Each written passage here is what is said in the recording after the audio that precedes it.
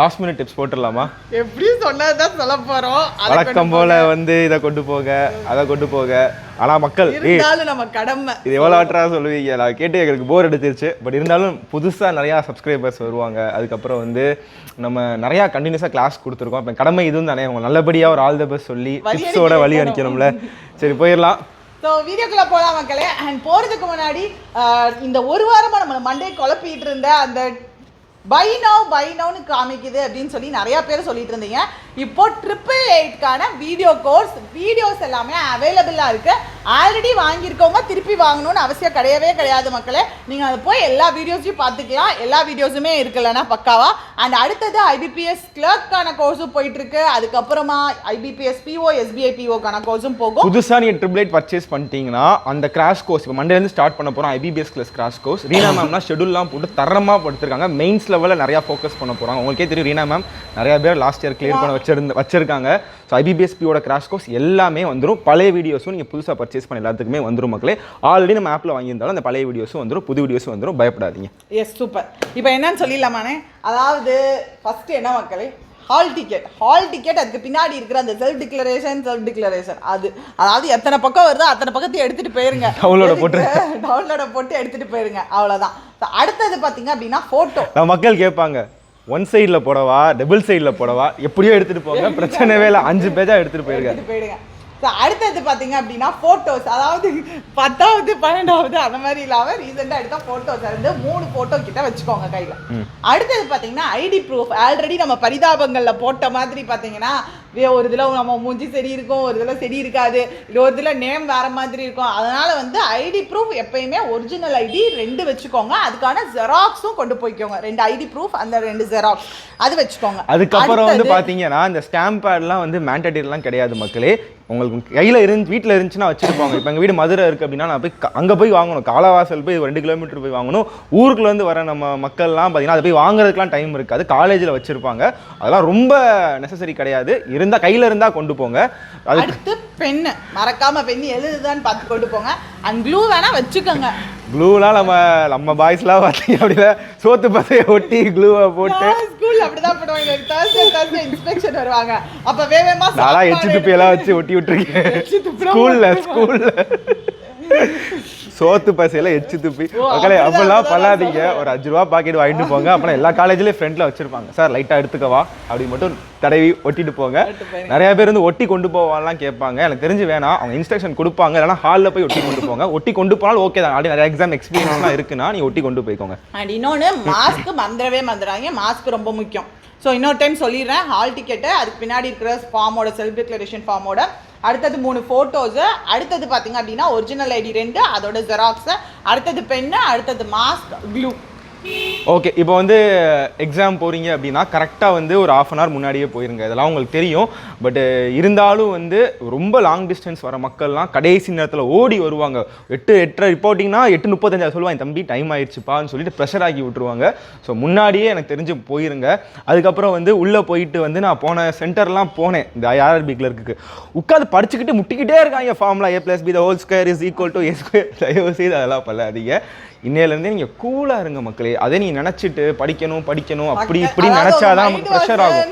சொல்லுவீங்க உனக்கு என்ன சொல்லுவேன், நாங்கள்லாம் எக்ஸாம் எழுதுறோன்னு. அதாவது சொல்ல வேண்டியதும் கடமை தான் மக்களே. என்ன அப்படின்னா நம்மளை எவ்வளோ கொஞ்சம் ப்ரெஷர் ஃப்ரீயாக வைக்கிறோமோ அந்த அளவுக்கு கொஞ்சம் போய் நம்ம நல்லா பெட்டராகவே போகும். சும்மா ஜாலியாக போயிட்டு ஒரு முன்னாடியே போயிட்டு ரிலாக்ஸாக அப்படியே கண் கலர் ஏதாச்சும் பார்த்துட்டு ரிலாக்ஸ் ஆகிட்டு அப்படியே போய் போங்க. அதே மாதிரி உள்ளே போயிட்டு வந்து ஒரு 1/2 hour டைம் இருக்கும். இப்போ 8 அப்படின்னா 8:30 போயிடும். 8:20 உள்ளே போயிருவீங்க. மேக்ஸிமம் 8:15 வரைக்கும் போகிறீங்கன்னா ஒரு 45 minutes கழிச்சு எக்ஸாம் ஸ்டார்ட் பண்ணுவாங்க. ஸோ அப்போயே வந்து கொஞ்சம் ரிலாக்ஸாக கூலாக இருங்க. ரொம்ப யோசிச்சுக்கிட்டே இருக்காங்க, நேற்று என்ன படித்தோம், முந்தான என்ன படித்தோம், ப்ரிலிம் இப்போ வந்து ரீசனிங் ஃபஸ்ட்டு வருமா, இல்லை பஸ்ஸில் இப்படி கேட்டுருவானா அப்படி கேட்டுருவானா, கட் ஆஃப் எவ்வளோ, எதையுமே யோசிக்காதீங்க. கூல் மைண்டாக இருங்க சரியா. ஏன்னா இப்போலாம் நாங்களாம் இவ்வளோ கிளாஸ் எடுக்கிறோம். எங்களுக்கே பார்த்தீங்கன்னா நாளைக்கு எப்படி எக்ஸாம் இருக்கும், அடுத்து எங்களுக்கே நிறையா தாட்டு வரும். பட் நீங்கள் வந்து ரொம்ப கூலாக இருங்க. ஸோ அடுத்து எக்ஸாம்குள்ளே போனோன்னே என்ன செக்ஷன் ஓப்பன் ஆகும், அப்படியே சூப்பராக அந்த செக்ஷன் தான் எல்லாம் பார்த்தோடே பெரிய பேராகிராஃபாக கொடுத்துருப்பாங்க. இல்லை ஐபிபிஎஸ் கிளர்க்கு ஈஸியாக தானே கொடுப்பாங்க. சும்மா சொல்கிறேன் ஜாலிக்கு. ஓகேவா அப்பா. அந்த இங்கிலீஷ் பொறுத்த வரைக்கும் ஆல்ரெடி சொன்ன மாதிரி எல்லாரும் சொல்கிறது இதுதான், அக்யூரசி மெயின்டைன் பண்ண. அதுக்கு நாங்கள் எங்கே போவோம் நீங்கள் கேட்கலாம். எல்லாத்துலேயுமே இப்போ ஒரு 5 எரர்ஸ் போட்டிங்கன்னு இருக்குன்னா அந்த 5ல் கண்டிப்பாக 3 ரொம்ப பார்த்த உடனே அப்படியே ரொம்ப ஒரு எப்படி சப்ஜெக்ட் வேர்பு அக்ரி பண்ணுற மாதிரியோ இல்லை வேர்ப் டென்சஸ் வச்சு மேட்ச் பண்ணுறதோ இந்த மாதிரி தான் கேட்பாங்க. ரொம்ப ஈஸியாக இருக்கும். 5ல் ஒரு 3. அதே மாதிரி தான் ஃபில்லர்ஸ் எடுத்துக்கிட்டாலும் ஒரு 2 கொஞ்சம் கன்ஃபியூசிங்காக இருக்கும். நான் ஓரளவுக்கு தான் பெர்ஃபார்ம் பண்ணுவேன், கொஞ்சம் சுமார் தான் இங்கிலீஷில் நான் பெர்ஃபார்ம் பண்ணுறது அப்படின்னா கூட நம்ம பொறுமையாக ரீட் பண்ணோம் அப்படின்னா கண்டிப்பாக அக்யூரஸியை மெயின்டைன் பண்ணிடலாம். ஏன்னா போன வருஷம்லாம் பார்த்தீங்கன்னா அந்த செக்ஷனல் நீங்கள் சொன்ன மாதிரி அந்த செக்ஷனல் கட் ஆஃப் அடிக்கணும்னு சொல்லிட்டு அப்படியே நிறையா போடணும்னு போடுவோம். அது நார்மலைசேஷனில் குறைச்சி நம்மள மாதிரி பீஸுகளுக்குலாம் இங்கிலீஷ் வராது. நம்ம என்ன பண்ணுவோம், ரொம்ப ஒருவேளை நம்ம வந்து அக்யூரஸியாக போடணும், அக்யூரஸி போடணும் மேட்ரு தான். பட் செக்ஷனல் கட் ஆஃப் வந்து ஒரு கூட வச்சுருவாங்க, ஒரு 10 வச்சுருவாங்க, 15 வச்சுருவாங்க அப்படின்னு சொல்லிட்டு நிறைய அட்டெம்ப்ட் வந்து ஃப்ளூக்கில் போட்டுறக்கூடாது. லாஸ்ட் இயர்லாம் பார்த்தீங்கன்னா உங்களுக்கு கான்ஃபிடென்ட்டுக்காக சொல்கிறேன், இங்கிலீஷ்க்கு வந்து வெறும் 5.25 தான் கட் ஆஃப். கடந்த ஒரு எந்த வருஷம் எடுத்து பார்த்தாலுமே எல்லா எக்ஸாம்லையும் ஒரு 5, 6 அந்த ரேஞ்சில் தான் இருக்கும். இங்கிலீஷ் ஆப்டி ரீசனிங்லாம் 10, 12 அப்படின்னு வைக்கிறாங்க. ஆனால் இங்கிலீஷ்க்கு பார்த்தீங்கன்னா இதெல்லாம் பார்த்து தான் வந்து 5, 6 அந்த ரேஞ்சில் தான் வைக்கிறாங்க. அதனால் அதுக்குன்னு ரொம்ப கம்மியாக அப்படி சொல்லலை. நீங்கள் போடுறத பர்ஃபெக்டாக அக்யூரஸியோட போடுங்க. அண்ட் ரீடிங் காம்ப்ரிஹென்ஷன்லாம் கடைசியாக தான் பார்க்குறேன் விட்டுட்டு வந்துடாதீங்கப்பா. கடைசியாக நீங்கள் 2 நிமிஷம் ஒரு 3 நிமிஷம் இருந்தால் கூட அதில் போயிட்டு சின்னனும் ஆண்டனும் இருக்கான்னு பார்த்து அடிக்கலாம். இல்லை வந்து குட்டியாக இப்போலாம் புதுசாக ஆர்சிலாம் வருது. ஸோ அதில் ஒரு 1 வேர்டில் ஆட் கண்டுபிடிக்கிற மாதிரி சின்னனும் ஆண்டனும் இருக்குது அப்படின்னா அந்த சின்னனுக்கு முன்னாடி என்ன லைன் இருக்குது, பின்னாடி என்ன லைன் இருக்குது அப்படின்றத பார்த்துட்டு மீனிங் மட்டும் கண்டுபிடிக்கலாம். ஸோ இந்த மாதிரி 2 நிமிஷம் இருந்தால் கூட அதை யூஸ் பண்ணுங்கள், அப்படியே விட்டு வந்துடாதீங்க. ஸோ அடுத்து வந்து பார்த்தீங்கன்னா நம்ம செஷன் ஓப்பன் ஆகும். கான்ஸு மக்கள் இங்கிலீஷ் முடித்தோடனே வந்து ஐயோ ஒரு மாதிரி ஸ்ட்ரெஸ் ஆகும். ஏன்னா இங்கிலீஷ் வந்து நல்லா பண்ணிட்டோமா பண்ணலையா அப்படின்னு சொல்லிட்டு உங்களுக்கு ஒரு குழப்பம் இருக்கும். நான் என்ன சொல்கிறேன்னா 20 நிமிஷம் முடிஞ்சு அப்படின்னா கம்ப்ளீட்டாக அதை மறந்துடுங்க. இப்போ ரீசெண்டாக மேட்ச் பார்த்துருப்பீங்க இந்தியா பாகிஸ்தானில். ஹர்திக் பாண்டியா வந்து ஃபஸ்ட்டு பாலை வந்து என்ன பண்ணுவார், டாட் ஆகிடுவார். உடனே என்ன பண்ணுவார், ப்ரெஷர் ஆக மாட்டார். பார்த்துக்கலாம். அதே மாதிரி தான் நீங்கள் இருக்கணும். ரொம்ப ப்ரெஷர் ஆனால் தான் நம்ம வந்து கான்ஸு இங்கிலீஷ் ரீசனிங்லாம் அடுத்து ஓப்பன் செக்ஷன் வந்து நம்ம நல்லா பண்ண முடியாத மாதிரிடும். ஸோ இங்கிலீஷ் வந்து வாட் எவர் ஒரு செக்ஷன் முடிஞ்சு அப்படின்னா அது அப்படியே மறந்துடுங்க. அடுத்து வந்து நீங்கள் கான்ஸ் ஓப்பன் பண்ணுறீங்களா, கான்ஸில் எப்படி நம்ம பெர்ஃபார்ம் பண்ணுறது, நமக்கு நல்லா வர ரீசனிங் எப்படி பெர்ஃபார்ம் பண்ணுறது, அதை மட்டும் தான் நம்ம யோசிக்கணும். ஸோ இப்போ கான்ஸ் போகிறீங்க அப்படின்னா நமக்கு வந்து இந்த சிம்பிளிஃபிகேஷன், நம்பர் சீரீஸ் எப்பயுமே நான் உங்களுக்கு நிறையா எடுத்துருக்கேன். இதோட மராத்தான்லாம் ப்ராக்டிஸ் கொடுத்துருப்பேன். ஈஸியாக வந்து ஒரு 10-15 எனக்கு தெரிஞ்சு சிம்பிளிஃபிகேஷன், நம்பர் சீரிஸ், குவாட்ராடிக் இந்த 3ல் ஷாராக வந்து ஒரு 15 மார்க் கேட்டுருவாங்க மக்களே. ஷாராக சொல்கிறேன் வந்துடும். அந்த 15மே பார்த்தீங்கன்னா ஈஸியாக அடிச்சிடலாம். ஃபஸ்ட்டு அட்டன் பண்ணி முடிச்சிருங்க.